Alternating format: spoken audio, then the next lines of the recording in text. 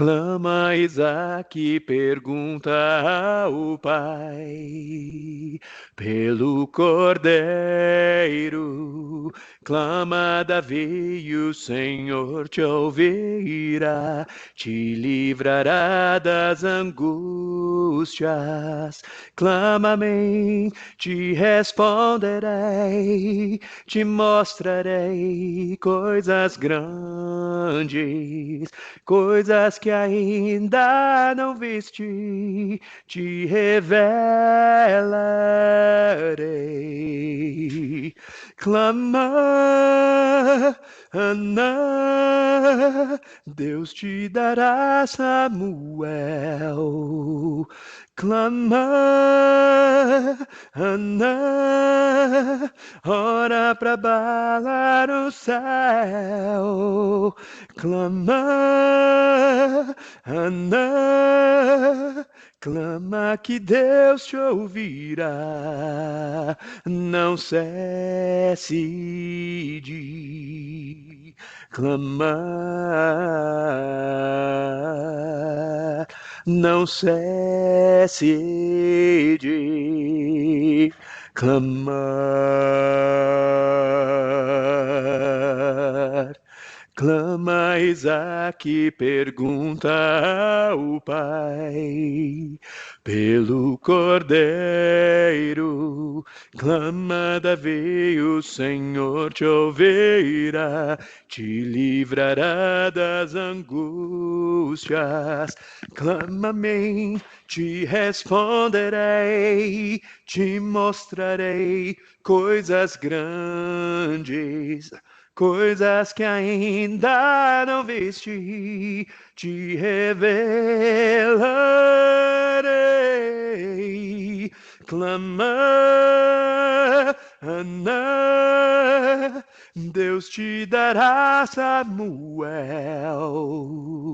Clama, Ana, ora para abalar o céu. Clama, Ana, clama que Deus te ouvirá. Não cesse de clamar.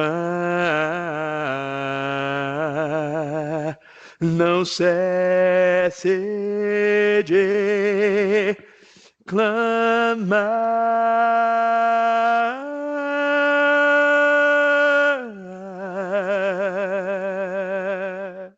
La, la, la, la, la, la, la, la, la. La, la, la, la, la, la, la, la. Senhor Jesus, ajude-nos a nos apresentarmos em clamor perante o Senhor, em clamor para que o Senhor seja honrado, e não em clamor para que nós sejamos honrados, Senhor Jesus. Dê-nos um coração como o de Eucana e Ana, que clamavam ao Senhor para que o Senhor fosse exaltado. Não foi um clamor pessoal para si próprios, mas foram clamores para que o Senhor fosse engrandecido a partir da história deles. E o fruto deste clamor de um coração com o propósito e no lugar certo foi honrado pelo Senhor, pois através das orações deles o Senhor levantou uma grande obra a partir do profeta, juiz e sacerdote Samuel. Clamamos, Senhor dos exércitos, como foi clamado por Ana quando se apresentou perante o Senhor em Siló.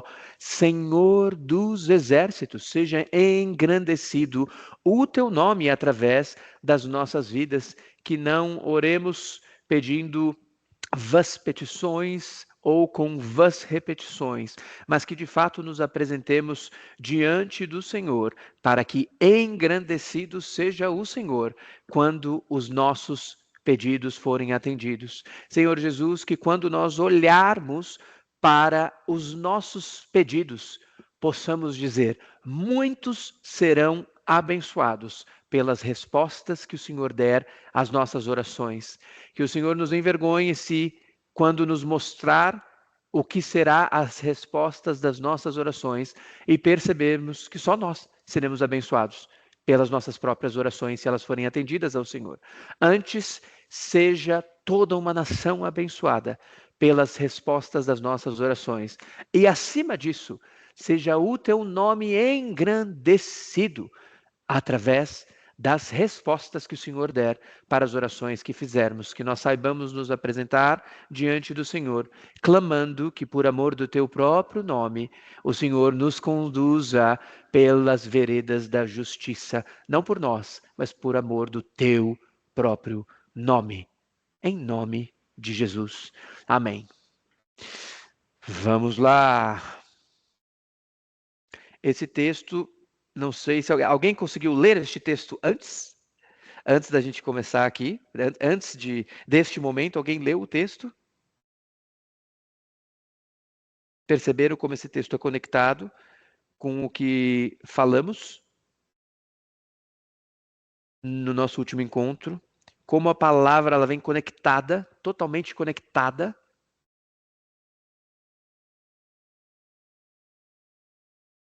Vamos lá. Só esperar sair o anúncio. Ele sempre abre esse anúncio aqui. Aí a gente já consegue entrar no texto.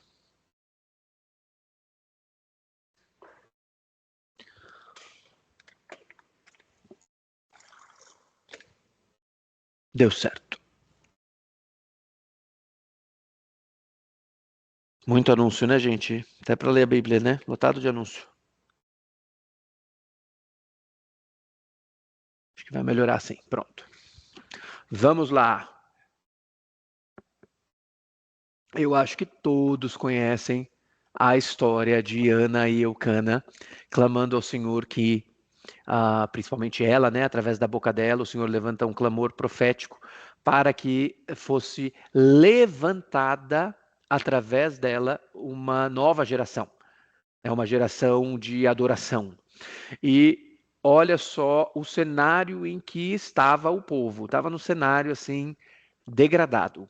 Nós tínhamos aqui passado pelo período de Juízes, estávamos aqui finalizando o período de Juízes para entrar no período monárquico, e o que o texto nos dá a entender é que o serviço levítico estava de mal a pior.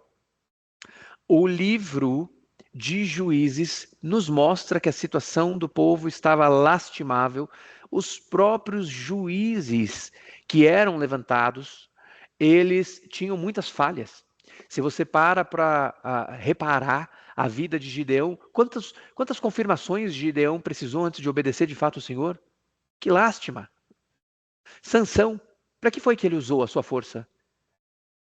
Para que foi que ele usou a sua força? Também libertou Israel através da sua força, porque pela graça do Senhor, o Senhor levantou juízes para salvar o seu povo. Mas vejam que lástima, um homem que era para ser um homem consagrado, dedicado ao Senhor. Quantos tropeços esse homem teve? Jefité, um homem sem nenhuma sabedoria, que fala, né? Primeiro que sair da porta da minha casa será consagrado em holocausto ao Senhor. Aí sai a filha dele. Ele disse que ele ia entregar em holocausto. Em cima do altar, derramamento de sangue. Olha a situação em que estava esse povo. Você tem Baraque que é chamado para liderar e fala, se não for a profetisa junto, ele não vai para a guerra. Que tipo de hombridade é essa? Então, vejam que o povo estava indo de mal a pior. E o Senhor faz questão de mostrar todas as fragilidades e fraquezas do seu povo. Mas o Senhor também mostra a maneira como ele trabalha na restauração do seu próprio povo. E nós temos aqui em 1 Samuel capítulo 1, um texto que é o texto de prólogo para a restauração do povo de Israel. A paz, Senhor. Seja bem-vinda, Fá. Então, vamos lá. Vamos ao nosso texto. Estamos com a nossa irmã Fá aqui também. Aqui. 1 Samuel capítulo 1. Vamos à leitura. Houve um homem de Ramataim Zofim, da montanha de Efraim, cujo nome era Eucana, filho de Jeroão, filho de Eliú, filho de Tou, filho de Zufi, Efrateu. Então, a primeira coisa, o texto nos traz a identidade deste homem. Mas nós precisamos fazer um estudo sistemático das Sagradas Escrituras, certo, gente? Estudo geral das Escrituras para nós entendermos. E as Escrituras, elas nos deixam claro que quando está chamando este homem, chamado Eucana, de Efrateu, o está fazendo porque ele está morando na região de Efraim e muito provavelmente fora das cidades dedicadas para a habitação dos levitas. Lembrando que houve ali em Israel pelo menos 48 cidades dedicadas para que fossem núcleos de habitação dos levitas, que de fato precisavam estar espalhados por toda a terra para ministrarem em toda a terra de Israel. E aqui nos é dito que este homem Eucana é efrateu, mas se nós vamos ao texto de 1 Crônicas, capítulo 6, lá em 1 Crônicas, capítulo 6, nós encontramos um registro genealógico deste homem, comprovando que ele é coatita. Lembra que nós já fizemos aqui um estudo em cima de Números, capítulo 3, e nós vimos que é muito importante a divisão dos levitas, cada um de acordo com os 3 grupos que se formam a partir dos filhos de Levi, né? Gerson, Merari e Coate. A partir destes grupos são formadas linhagens diferentes de levitas, que inclusive tinham posicionamento diferente no arraial do Senhor, enquanto a tenda da congregação ficava no meio do arraial, no período do deserto. E olhem só, lá em 1 Crônicas, capítulo 16, se a gente lê, capítulo 6, perdão, a partir do versículo 16, entre o versículo 16 e o versículo 30, nós vemos lá uma linhagem que demonstra que Eucana, e também Samuel é mencionado lá expressamente, era levita. Levita. Mas se este texto aqui não dá nenhum sinal de que Eucana exercia serviço levítico e que Eucana está misturado com o povo de Efraim, a ponto de ser considerado um efrateu, ou um efraimita, né? Também é possível chamar de efraimita. Vejam que o próprio serviço levítico provavelmente estava passando por um momento de crise. Entre todas as muitas crises que havia nessa terra, havia toda sorte de desolação. Vocês lembram que houve um estupro e um assassinato, inclusive, de uma concubina de um levita, que gerou uma guerra civil. Assim, o povo estava numa situação lastimável. Exatamente. A Faz está lembrando aqui, inclusive, assim, de quão horrendo foi o crime, né? Porque eles esquartejam a mulher. E para chamar o povo à guerra, inclusive, as partes do corpo dela são mandadas para as diferentes tribos, para falar assim, olha o tamanho da desolação que está o nosso povo. Então, a situação, não só os juízes, como eu falei para vocês, estavam um pior do que o outro, né? Porque assim, os próprios juízes, eles todos estavam se colocando em situações muito difíceis. Esses juízes, a gente olha assim, é só pela misericórdia do Senhor mesmo que o Senhor levanta estes homens e essas mulheres para estarem nessas posições, né? Se até o rei Davi, que é o homem segundo o coração do Senhor, você olha a maneira como ele permite que a sua casa seja conduzida, você fala, realmente é muita misericórdia do Senhor. E isso é para mostrar como nós não podemos nos apoiar em nós mesmos e nos acharmos mais santos do que de fato nós somos, porque nós com certeza vamos tropeçar e escandalizar não só o povo de Deus, como o próprio Senhor com os nossos pecados e as nossas transgressões. Então é tudo pela misericórdia do Senhor. Se Ele nos usa, se Ele nos chama para sermos seus, é tudo pela misericórdia dele, porque nós somos extremamente frágeis, moralmente frágeis, espiritualmente frágeis, inclusive fisicamente e psicologicamente frágeis também. É o Senhor que nos sustenta para que estejamos de pé. Então esse homem é chamado de Efrateu, Eucana é chamado de Efrateu, mas muito provavelmente aqui chamado de Efrateu, porque não deve se ver nenhum traço de serviço levítico na linhagem dele aqui neste momento da história, o que é muito triste. E se ele tem linhagem agora, eu quero que vocês guardem isso na memória, porque vai ser importante aqui para nós. para esse texto. Se ele está confirmado na Bíblia como um homem de linhagem levítica, e, portanto, assim também a descendência dele, os filhos dele, tanto os filhos que ele tem com a Penina, quanto os filhos, o filho, né, o filho único que ele tem com a Ana, isso quer dizer que esses filhos são de linhagem levítica. E se são de linhagem levítica, estão ou não estão autorizados a trabalharem ministrando o sacerdócio? Estão autorizados. Então tem um primeiro detalhe aqui que todo mundo precisa ter em mente. Samuel se torna um sacerdote. Mas ele poderia ter sido sacerdote se ele não fosse um levita? Não, ele não poderia. Ele poderia ter sido um assistente. Alguém que foi lá consagrado para ser um assistente que os levitas poderiam usar para aquilo que precisassem, mas o serviço de ministração sacerdotal jamais poderia ter sido confiado a um homem que não fosse levita. Então a gente tem esses segredos das Escrituras que nos exigem a sermos bons e bons leitores e leitores com muito afinco para a gente pegar esses detalhes. Então não se esqueçam de fazer esse estudo depois, olhe lá com seus próprios olhos em 1 Crônicas capítulo 6, a comprovação de que Samuel era um levita, que seu pai era um levita. O Efrateu aqui quer dizer outra coisa. Provavelmente o serviço levítico também estava uma lástima. E este tinha duas mulheres. O nome de uma era Ana e o da outra Penina. E Penina tinha filhos, porém Ana não os tinha. Subia, pois, este homem da sua cidade de ano em ano a adorar e sacrificar ao Senhor dos Exércitos em Siló.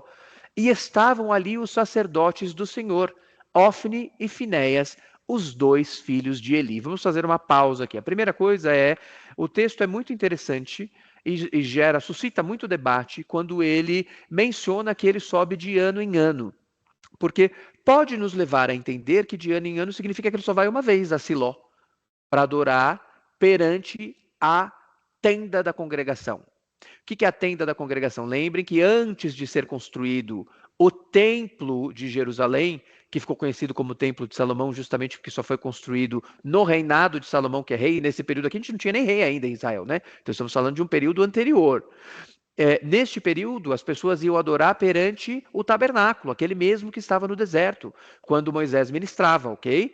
Era o tabernáculo móvel, que podia ser montado e desmontado. Era lá que as pessoas iam fazer as suas adorações. E, em geral, as apresentações do povo perante o tabernáculo e perante o templo, isso também suscita debates, né? Mas será que era só depois que o templo tinha sido escolhido para estar em Jerusalém, que precisava fazer as 3 peregrinações anuais? Já era devido se apresentar perante o próprio tabernáculo nesse período e, em geral, se entende que sim, as pessoas tinham de fazer 3 peregrinações anuais. Então, quais eram essas peregrinações? Era o Pessah, né, que é a Páscoa, e você tinha também o Hag HaShavuot, que é a Festa das Semanas, que a gente conhece mais como pelo nome de Pentecostes, e além do Hag HaShavuot, tinha também o Hag HaSukkot, que é a festa dos tabernáculos, ou festa das cabanas, ou festa das tendas, né? Então eram essas 3 ocasiões em que as pessoas tinham de se apresentar. Se aqui está sendo escrito que este homem ia anualmente, surge aqui uma possibilidade interpretativa de que será que eles iam mesmo? Atendiam ao comando de se apresentar as 3 vezes? Ou será que nem isso mais acontecia no povo de Deus? Vejam, há um debate sobre a situação real que está este povo de Deus aqui. E o que nós temos certeza é que o povo está muito mal. Está muito mal e comprovadamente muito mal porque Ofni e Finéias são corruptos. São sacerdotes corruptos.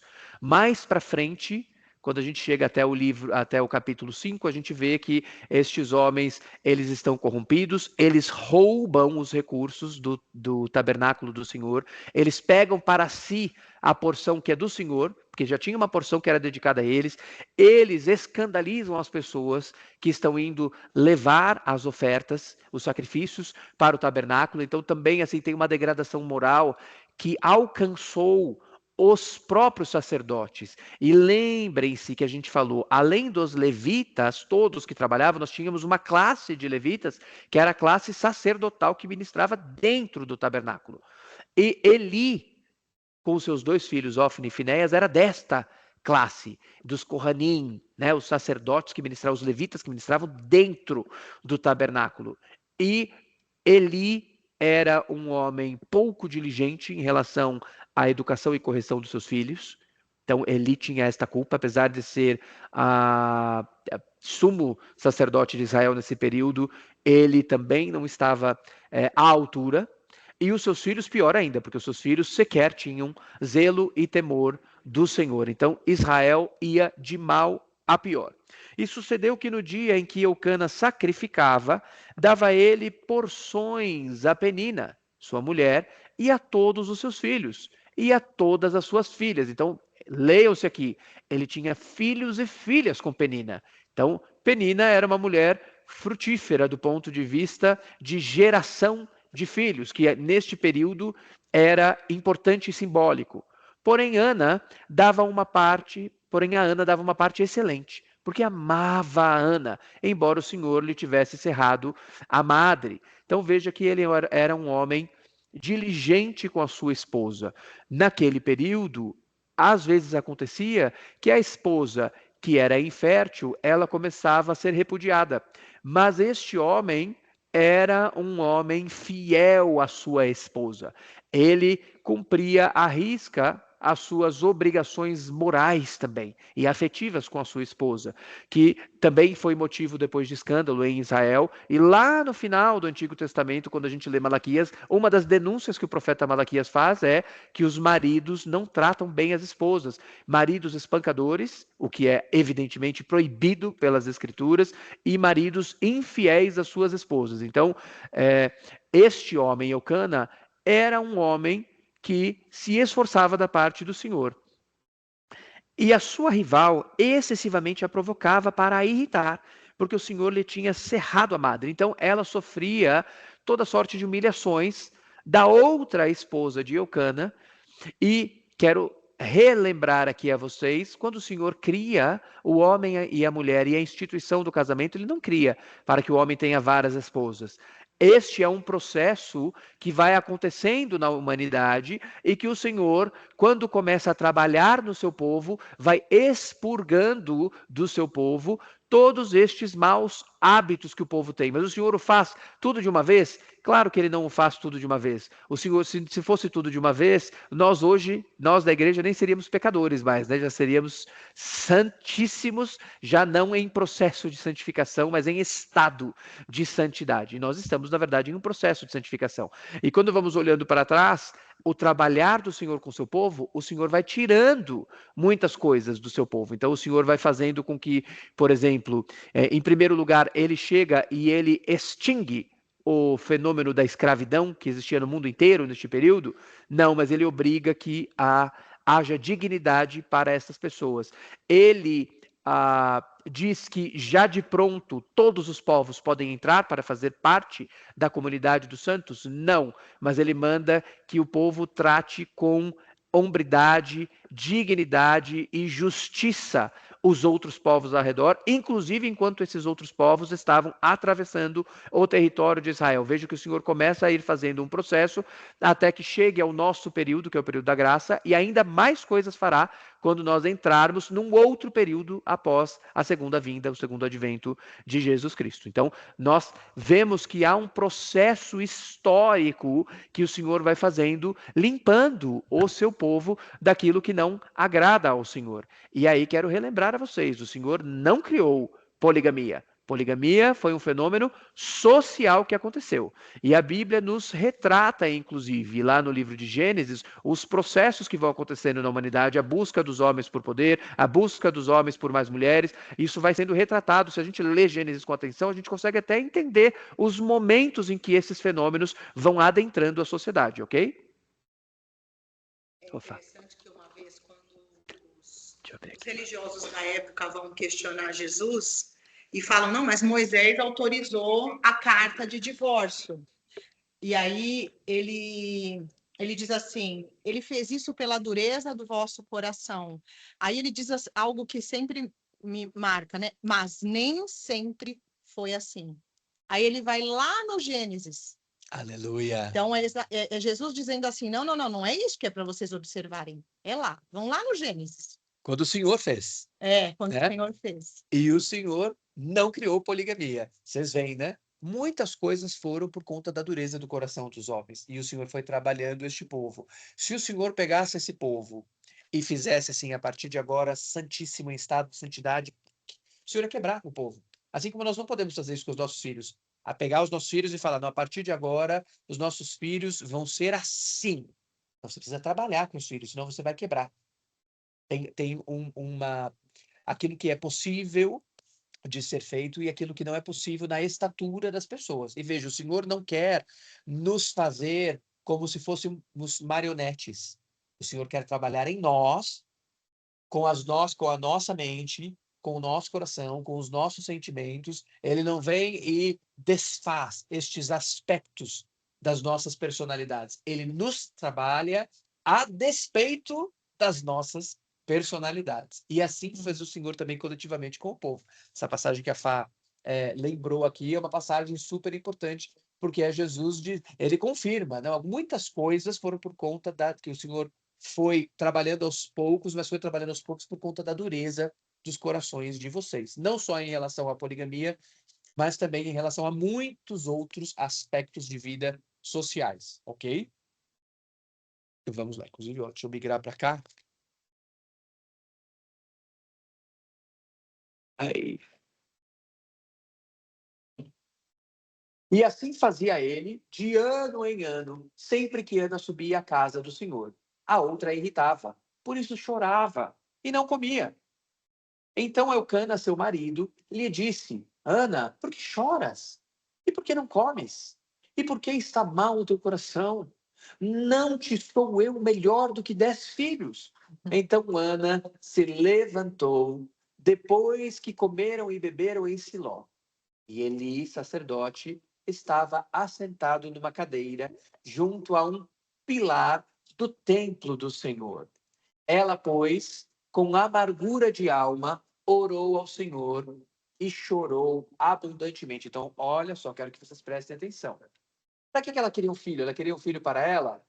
Não, não era para isso. Quando o marido dela, também não compreendendo tudo o que estava acontecendo, falou: não sou melhor do que 10 filhos para você? Eu não me porto como um marido honrado e honroso em relação a você.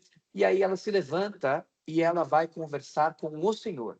Quero também lembrar a vocês que vejam, mesmo nos períodos obscuros do povo de Israel, e assim também nos períodos obscuros da igreja, o Senhor sempre tem o seu remanescente.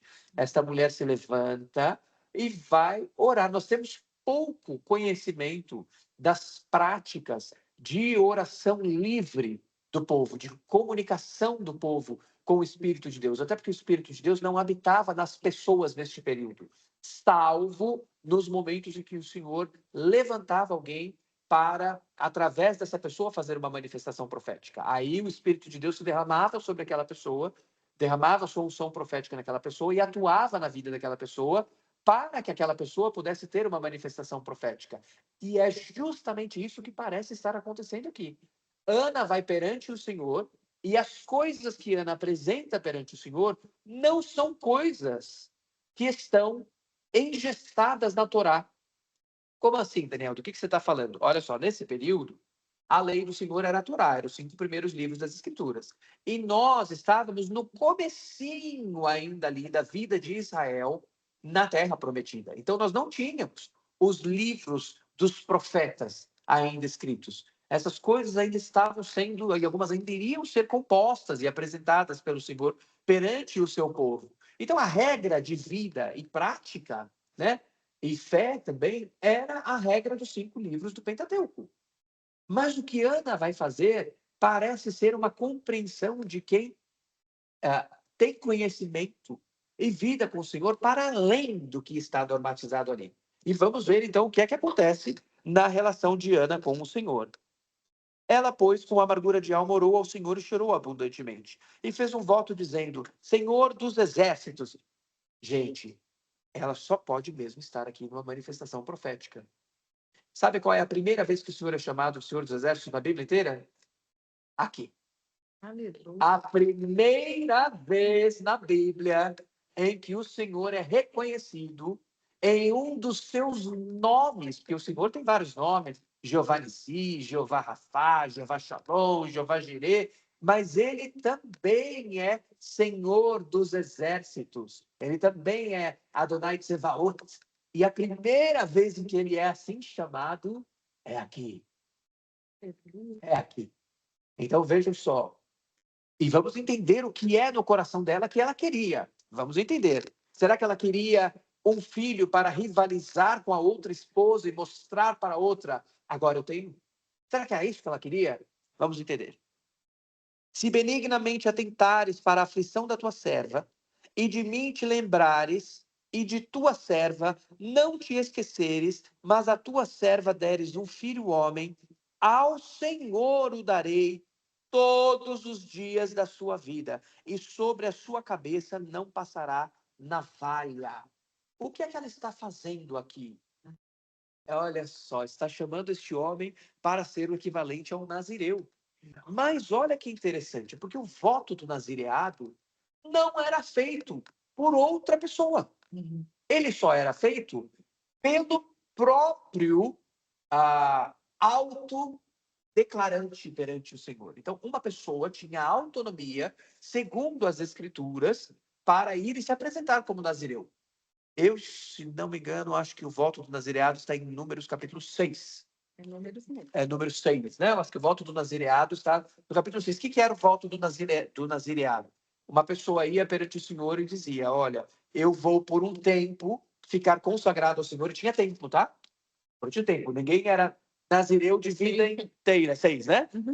Números capítulo 6. Então, a gente tem lá o voto do nazireado. Já vou explicar para vocês a situação de Sansão também. Que às vezes alguém está falando assim, mas como não pode ser de vida inteira? Mas e Sansão? Mas Sansão também não foi oferecido pelos pais. Calma. Já vamos chegar lá. Voto do nazireado segundo a Torá, segundo o Pentateuco, lá em Números capítulo 6, diz, a pessoa consagra um tempo, é a própria pessoa. Primeira coisa. É durante um tempo. Segunda coisa. E parte dos ritos que esta pessoa faz para demonstrar que ela está ali 100% a serviço do Senhor, consagrado ao Senhor naquele período, ela não corta o cabelo, lembrando que a gente tinha tesoura nessa época, né? A gente não passar navalha, é o equivalente hoje a não passar tesoura na cabeça, porque naquela época não era com tesoura que se cortava o cabelo, era com navalha. Então não passava navalha na cabeça. Naquele período, a pessoa não podia fazer nenhum consumo de bebidas alcoólicas. Então, e para garantir que não haveria nenhum tipo de fermentação, todos os derivados de uva também já estavam ali excluídos, para que a pessoa estivesse naquele período de consagração. E a pessoa não poderia ter contato com mortos, com carcaças e com mortos. Então, eram 3 coisas muito específicas que a pessoa precisava fazer ritualmente e, claro, durante o período de consagração, a pessoa estava ali atenta, né, e disposta com as coisas do Senhor. Mas veja o que está acontecendo aqui, e é o mesmo que acontece também com Sansão, tá? Porque Sansão também não é apresentado, não se auto-apresenta perante o Senhor como nazireu. O que acontece nesses 2 casos? São casos excepcionais. Então, Sansão, ele foi demandado pelo próprio Senhor para ser nazireu. Então, Sansão não é a regra de número 6. É uma outra coisa que está acontecendo ali. O dono de todo o sacerdócio, que é o Senhor, ele aparece perante Manoá e Azeleupone, né? Azeleupone é o nome tradicional que se dá para a mãe de Sansão. Esse nome não é citado na Bíblia, tá? Em nenhum momento. Para Manoá e sua esposa, ele aparece, né, no formato do anjo do Senhor, com sua aparência terribilíssima, nos dizem as Escrituras, e ele ali faz a demanda de que este rapaz que nasceria seria separado para ser nazireu. Que o nazir, que é o nazireu, tem um significado muito próximo da palavra kadosh, que é santo, que significa separado. Então, olha que coisa linda, né? Que coisa mais linda. E assim como aconteceu este fenômeno diferente, que não era o voto de nazireado de número 6, também está acontecendo aqui, de maneira profética, uma consagração muito próxima do nazireado aqui. Porque, embora a Ana não fale, né? Então, assim, ela só fala que não vai passar navalha pela cabeça. Nos leva a crer que talvez também este filho que ela teria, se ela tivesse, né, que aqui é antes de o Senhor responder à oração dela, se ela tivesse esse filho, talvez ele também não pudesse fazer o consumo de bebidas fortes, né, de bebidas alcoólicas e de nenhum derivado da uva, né, na forma de bebida, e talvez ele também não pudesse nunca ter contato com os mortos. E provavelmente ela estava fazendo esta consagração de vida inteira, justamente porque se ela tivesse este filho seria de linhagem levítica, que é o que eu mencionei para vocês, que está lá em 1 Crônicas, capítulo 6. Que discernimento dela. Então, você olha, discernimento atual dela. Esta mulher sabe o que está fazendo. É um discernimento mesmo. Você tem ela se queixa ali para o marido? Não, ela levanta e vai perante o tabernáculo. Ela vai no tabernáculo onde o Senhor se manifesta para falar, Senhor, eu consagro esse rapaz. Aí alguém pode me perguntar, será que o que estava acontecendo aqui, então, não era a consagração do primogênito, então? Será que é isso que ela estava fazendo? Que o primogênito podia ser resgatado com 5 ciclos de prata, conforme nós já estudamos também, né? Não, mas não era isso que está acontecendo, porque o primogênito era primogênito do pai. E a gente sabe que Eucana já tinha filhos e filhas neste período. Então, não era isso que estava acontecendo. Ela estava, de fato, fazendo uma consagração, ok? E essas consagrações de pessoas ou coisas, elas estão descritas no último capítulo de Levítico, ok? Que é o capítulo 27. Lá está como que funciona a regra de consagrar objetos, propriedades como lugares, né? Lugares, também herdades, e pessoas perante o Senhor. Mas o que a Ana está fazendo é diferente também do que está lá em Levítico 27. Porque o que a Ana está fazendo não é resgatável. Porque, em geral, você faz a consagração e paga o resgate. E tem lá regras para pagar o resgate. Então, às vezes era com 5 ciclos, quando era primogênito, mas lá em Levítico 27 você tem outras regras, de 10 ciclos, de 30 ciclos, de 50 ciclos, dependendo da idade, dependendo do sexo da pessoa. Você tem lá algumas regras específicas, né, em relação a este resgate. Mas Ana está fazendo uma coisa totalmente diferente, não é nem Levítico 27, também não é número 6, não é o nazireado exatamente como ele está lá, também não é a consagração como é que está lá, porque ela estava sendo usada profeticamente aqui, gente. Ela estava sendo usada profeticamente e através deste fruto do ventre que ela pedia, Israel seria transformado. A restauração de Israel acontece através do ministério deste filho que ela ainda nem sabe que terá, e o Senhor aceitará este voto que ela está fazendo. Olha que coisa maravilhosa. E sucedeu que, perseverando ela em orar perante o Senhor, Eli observou a sua boca, porquanto Ana no seu coração falava. Só se moviam os seus lábios, porém não se ouvia a sua voz, pelo que Eli a teve por embriagada. Você vê que o discernimento espiritual que Ana teve, o próprio sacerdote, sumo sacerdote de Israel, não teve do que estava acontecendo. Um momento profético ali. Vocês reparam como realmente Israel estava num momento difícil. O sumo sacerdote, o intermediário ali entre os homens e o Senhor para fins de ministrar expiação, ele próprio não entendeu o que estava acontecendo. O Senhor estava levantando uma obra de redenção do povo. E o sumo sacerdote do Senhor não entendeu o que estava acontecendo. E disse-lhe Eli: até quando estarás tu embriagada? Aparta de ti o teu vinho. Olha que homens sem nenhum discernimento. Porém, Ana respondeu: não, Senhor meu, eu sou uma mulher atribulada de espírito. Nem vinho, nem bebida forte tenho bebido. Porém, tenho derramado a minha alma perante o Senhor. Não tenhas, pois, a tua serva por filha de Belial, porque da multidão dos meus cuidados e do meu desgosto tenho falado até agora.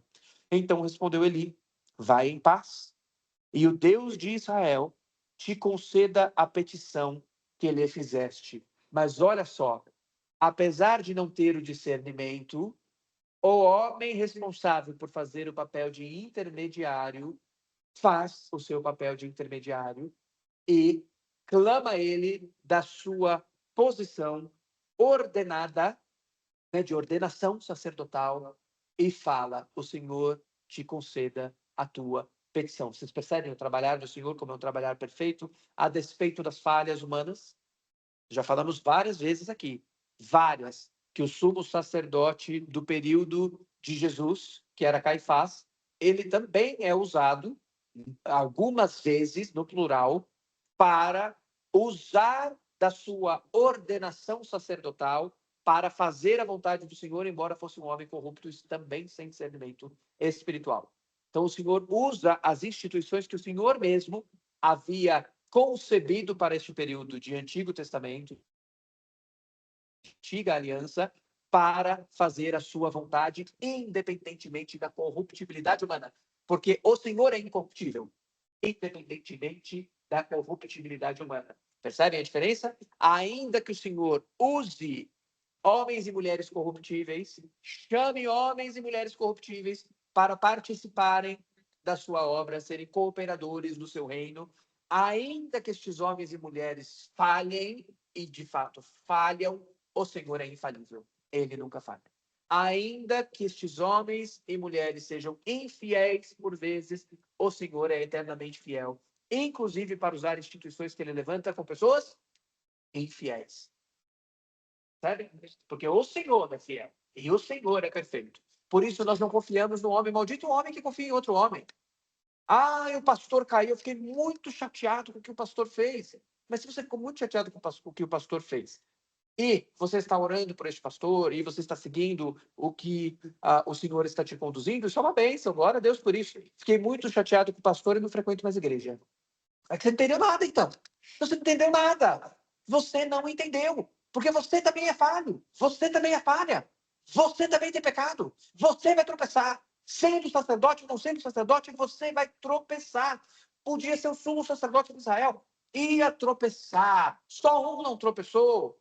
E o Senhor usa pessoas falíveis para fazer uma obra infalível. Temos que saber distinguir. Então respondeu ele: vai em paz, o Deus de Israel te conceda a petição que lhe fizeste. E disse ela: ache a tua serva graça aos teus olhos. Assim a mulher foi o seu caminho e comeu, e o seu semblante já não era triste. Então ela confiou que ela recebeu uma palavra da parte do Senhor pelo homem que estava ordenado para dar uma parte do Senhor, uma palavra da parte do Senhor. E vocês veem, a transformação no coração dela aconteceu antes de ela receber a resposta do Senhor. Porque ela teve o quê? Fé. Tudo foi pela fé. Ana não está na lista dos citados em Hebreus 11.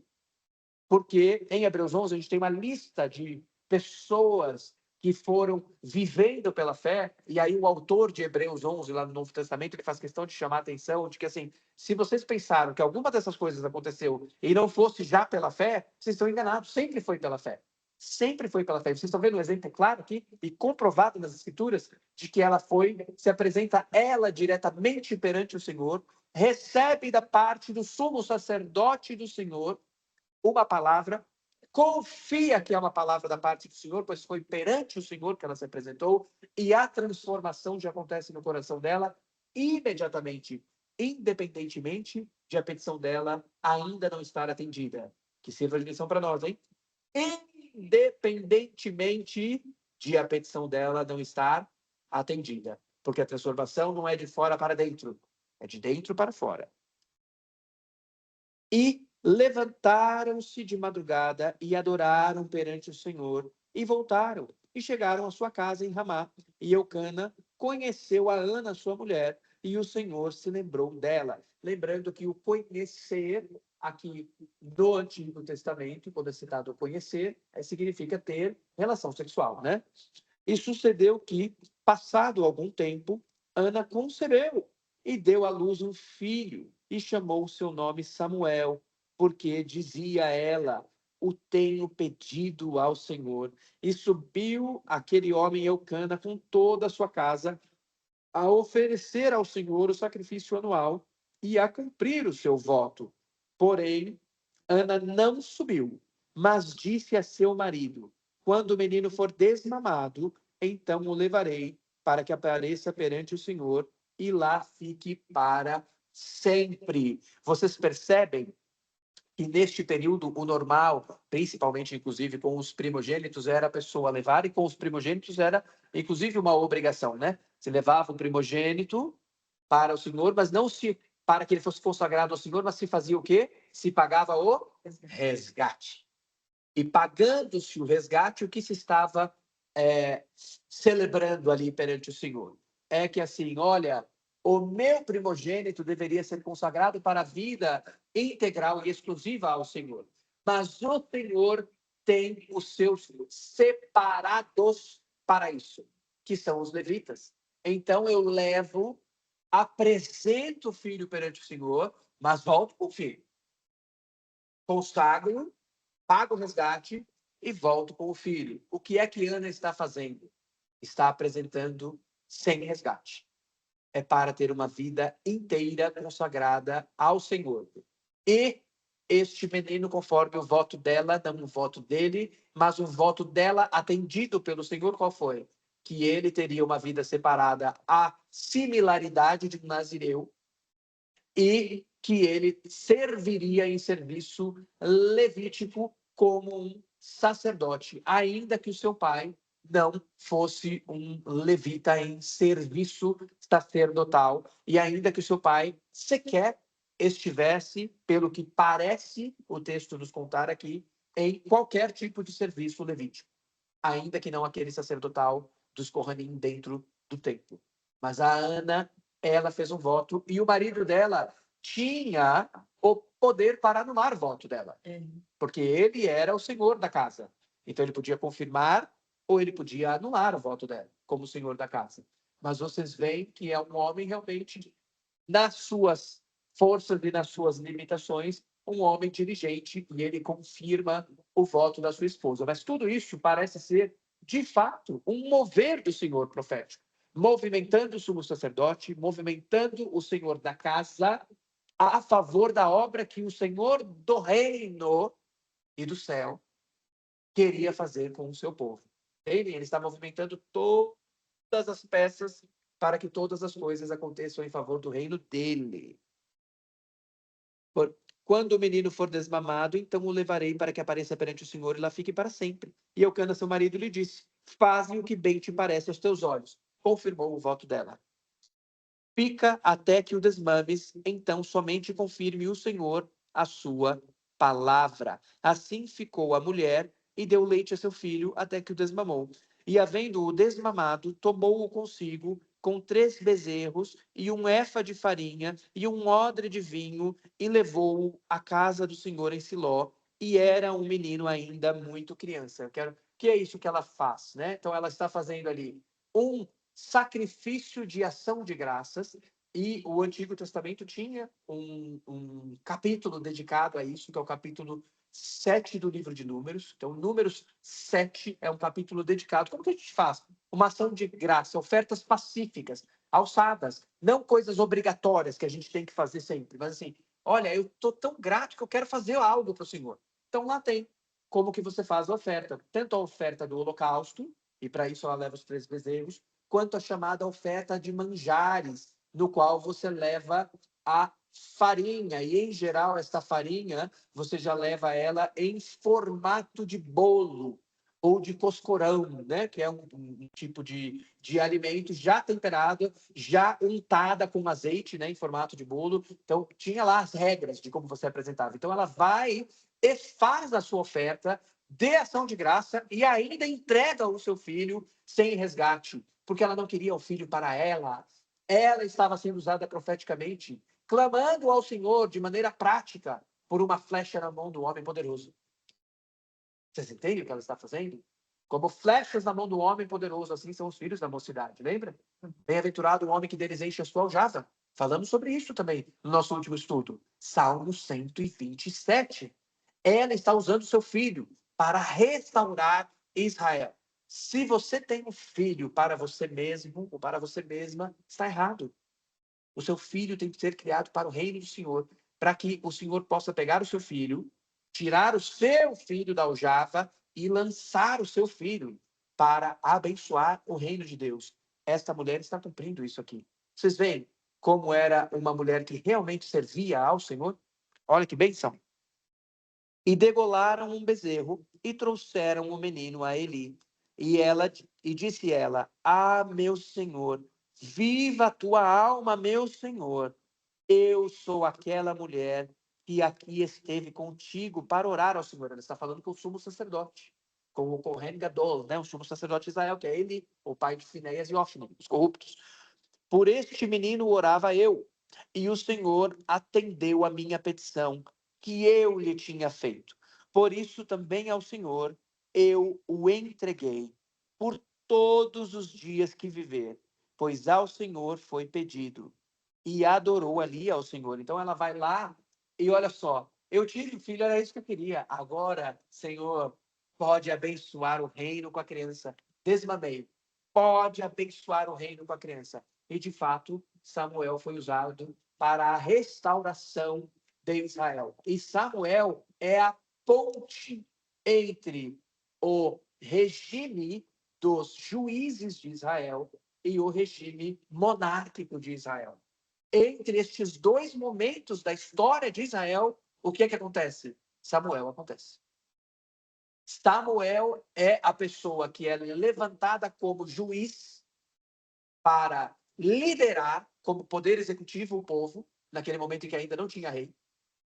Samuel é usado para fazer o serviço sacerdotal depois que morrem Eli, Ofni e Finéias. E já falamos sobre este episódio aqui, né? O episódio da morte deles, que quiseram usar como se fosse um tipo de amuleto a Arca da Aliança, o Ofni e Finéias, apesar de serem corruptos, como se algum objeto tivesse poder de ministrar alguma coisa no mundo espiritual. Morreram. E ainda a Arca da Aliança ainda foi roubada. Ainda foi levada pelos filisteus. E foi passando de cidade em cidade, amaldiçoando, né? Porque a arca foi feita para abençoar o povo de Deus. Como ela foi usada no lugar errado, ela foi amaldiçoando os povos, até que eles, com medo, pegaram a arca e falaram: gente, vamos devolver isso aqui para Israel, que essa arca aqui é pedra de tropeço para nós. Colocaram a arca em cima de uma carruagem de bezerros e mandaram sem condutor de volta para Israel. Tamanho temor que eles próprios tiveram da Arca da Aliança. E conforme eles foram trocando a arca de cidade e de templo, só desgraça foi acontecendo com o povo dos filisteus, que era o povo lá do sudoeste de Israel, indo a caminho do Egito, né? Era lá que ficava. Não confundir com os fenícios, que era lá do noroeste, lá para o norte, tá bom? Então, filisteus ao sul, fenícios ao norte. Foi no sul que a Arca da Aliança ficou durante uma parte do período em que logo depois que ele faleceu, né? Quando recebeu a notícia da morte dos seus filhos e do roubo da arca e da derrota de Israel perante os filisteus. E Samuel é usado nesse período. E além de tudo isso, Samuel é a pessoa que vai e unge o primeiro e o segundo reis de Israel. Tanto o rei Saul quanto o rei Davi são ungidos. O rei Saul, que é o primeiro rei, mas de uma dinastia que não prosperou. E então, este homem, Samuel, é quem unge a dinastia eterna de reis de Judá. Percebe? A dinastia a partir da qual seria levantado o Messias. E, de fato, dinastia da qual se levantou Jesus o Cristo. Jesus é descendente de Davi. E mais coisa ainda acontece nesse período de Samuel. Qual foi o último profeta que liderou o povo de Deus? O último profeta que liderou foi Josué. Morreu Moisés, morreu Josué, acabou. O período de profetas liderando o povo. O que é que acontece no período de Samuel? O renascimento do ministério profético para fins de liderança do povo. Então, Samuel foi uma bênção. E como foi que nasceu a bênção de Samuel? Em uma oração e um voto. E a partir de uma esterilidade gerada pelo próprio Deus, né? Você vê? Uma esterilidade gerada pelo próprio Deus para mostrar que de um povo estéril ele pode tirar as suas bênçãos. E daquela mulher estéril ele pode tirar um fruto. Olha que bênção! E vocês veem que essa esterilidade realmente é gerada pelo próprio Senhor para que a obra do Senhor se cumpra. Lembram-se quando o Senhor cura o cego que ele manda se lavar no tanque de Siloé? Qual foi a pergunta que os discípulos fizeram? Senhor, quem foi que pecou para que acontecesse, né, isso com ele? Foram os pais dele que pecaram? Foi ele que pecou para que ele ficasse cego assim? E aí o Senhor fala, não, não, não, não, não. Tudo isso é para que se manifeste a glória de Deus. Então ele estava cego para que através da cegueira dele fossem abertos os olhos não só dele, mas de todos os que viriam a crer. Olha só que bênção. Assim também, aqui no caso de Ana, esta esterilidade foi para que se manifestasse a glória do Senhor. Pois a partir desta esterilidade, o Senhor interviria milagrosamente para extrair dali a resposta para as próximas gerações de Israel. E este é o primeiro profeta da história de Israel que simboliza o movimento do profetismo que segue ali depois. O movimento segue. Depois dele vem vários outros homens. No Reino do Norte, depois tem Elias, tem Eliseu. No Reino do Sul tem Natã, tem Isaías. Assim, veja só. O renascimento deste ministério é com este homem. Porque ela não pediu para si. Olha só Jesus ensinando a orar. Como é que Jesus fala? Às vezes você não é atendido porque você não pede. E às vezes você pede, mas você pede mal para usar para os seus próprios interesses. Ana pediu para os interesses dela? Não. Ela pediu para os interesses de Deus. E ela foi atendida na sua manifestação milagrosa. E agora, Ana vai se apresentar depois com o chamado Cântico de Ana, que não é texto de nosso estudo aqui, mas depois eu quero que vocês leiam e vejam a similaridade, como o Senhor usa algumas mulheres específicas na sua história e como as suas orações e as suas ações de graça, principalmente as ações de graça dessas mulheres, elas são registradas como momentos em que o Senhor está falando com o seu povo. Isso vai acontecer, então depois eu recomendo que todos leiam o capítulo 2 de Samuel, de 1 Samuel, para ver o cântico de ação de graças dessa mulher e vejam como ele é similar com o que havia acontecido antes, quando Débora e Baraque derrotam os inimigos de Israel. O que acontece ali? Débora tem um momento de cântico, ela explode a oração dela em formato de louvor e ação de graças ao Senhor. O que acontece com Isabel, a mãe de João Batista, quando ela percebe que o Senhor, o Messias, está no ventre da sua prima que está ali visitando? Ela transborda em ação de graças e oração. O que acontece com a própria Maria de Nazaré, que concebeu o Messias? Ela transborda em ação de graças. A oração dela está registrada nas Escrituras. O que acontece com a profetisa Ana no templo? Quando vê que o Messias está sendo apresentado diante do Senhor, transborda em ação de graças. E veja, a Bíblia faz questão de registrar as ações de graças dessas mulheres todas, inclusive da Ana, esposa de Eucana, aqui, mãe de Samuel.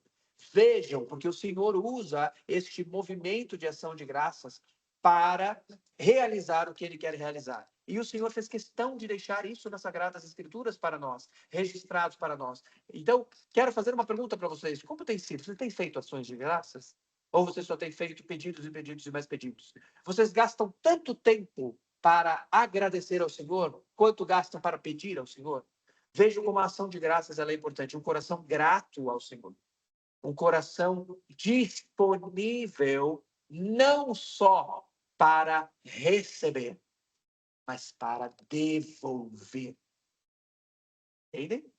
Obrigado, Senhor, porque estou vivo. Obrigado, Senhor, porque respiro. Obrigado, Senhor, porque enxergo. Obrigado, Senhor, porque ouço. Obrigado, Senhor, porque estou empregado. Obrigado, Senhor, pela vida dos filhos. Obrigado, Senhor, pela vida dos pais. Obrigado, Senhor, pela minha casa. Obrigado, Senhor, pela minha igreja. Obrigado, Senhor. Temos muitos motivos para ação de graças. Temos muito. Obrigado, Senhor, porque consigo andar.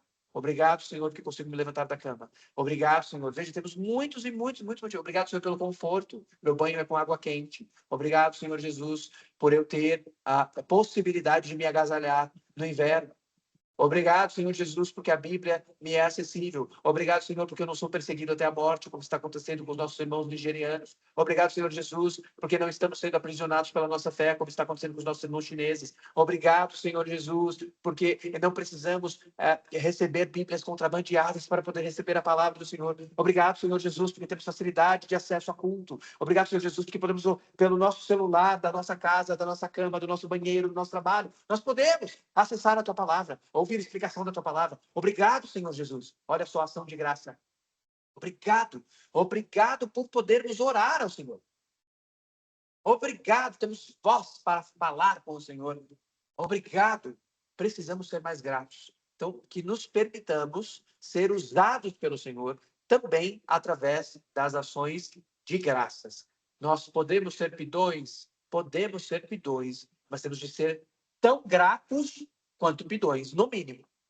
O certo é ser mais gratos do que pidões, porque nós já recebemos um presente que não tem outro preço capaz de pagar, que é a salvação. Só tem um preço capaz de pagar. Este preço foi o derramamento do sangue de Jesus. Só. Não existe outro jeito. E veja, nós não tínhamos como comprar o sangue de Jesus. É o contrário. Ele é que nos compra das trevas. Então nós temos um motivo imenso para sermos gratos ao Senhor. Mas temos expressado essa gratidão e quando pedimos, estamos pedindo da maneira correta, estamos orando para que o reino de Deus seja abençoado ou estamos orando para que nós individualmente sejamos abençoados?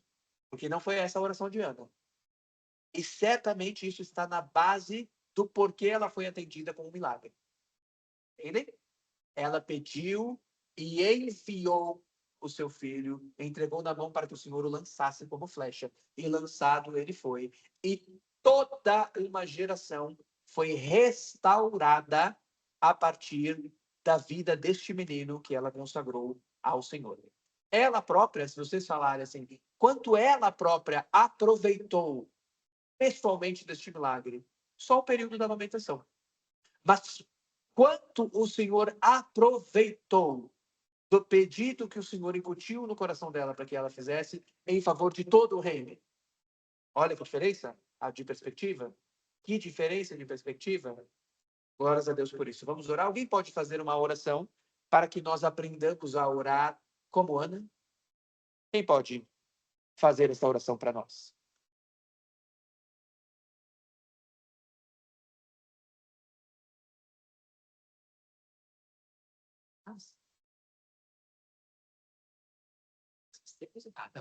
Então, Fá vai fazer a oração para nós. Grande, poderoso Deus, eterno Pai, Senhor dos exércitos, dono e criador de tudo aquilo que existe. No nome santo de Jesus é que nós nos dirigimos a Ti mais uma vez e queremos clamar, Senhor, para que o Senhor nos dê um coração como de Ana, para que o Senhor nos dê discernimento como desta mulher, para reconhecer quem de fato o Senhor é e o quanto dependemos de Ti e o quanto, Senhor, podemos ser instrumento em Tuas mãos. Que as nossas orações, Senhor, elas sejam muito mais de gratidão do que de petição. Afinal, o que maior o Senhor poderia nos dar, além do Teu Filho amado, entregue naquela cruz. Ah, Senhor, cada gota de sangue, tudo foi derramado em nosso favor. Aleluia. Que assim seja, Senhor, a nossa consciência, todas as vezes que nos prostrarmos diante de Ti para orar. Oh, meu Deus, e que assim como o Senhor se serviu de Ana para gerar um homem que seria usado pelo Senhor para a restauração de Israel, o Senhor se sirva de nós para os Teus propósitos. Deus, que não seja a nossa vontade que grite no nosso coração, não, ao contrário, que seja a Tua, que nós tenhamos os nossos ouvidos espirituais abertos Senhor, para que possamos discernir a necessidade do reino no tempo em que vivemos e que nos coloquemos inteiramente à tua disposição, como fez Ana. Talvez Ana não soubesse da corrupção dos filhos de Eli, mas o Senhor sabia. E lhe permitiu ficar estéril. O Senhor gerou aquela esterilidade nela, a fim de que o tempo certo fosse cumprido. E que a partir de Samuel houvesse restauração no teu povo. Serve-se de nós aqui também, Senhor. Nós nos colocamos perante ti nesta hora, nos rendendo, Senhor. Nós entregamos as nossas vontades, os nossos sonhos, os nossos projetos. Nós renunciamos a cada um deles nesta hora e pedimos, Senhor, serve-se de nós para cumprir os teus planos, os teus projetos, os teus propósitos. Essa é a nossa oração, Senhor, em nome de Jesus. Amém. Amém. Glória a Deus. Glórias a Deus.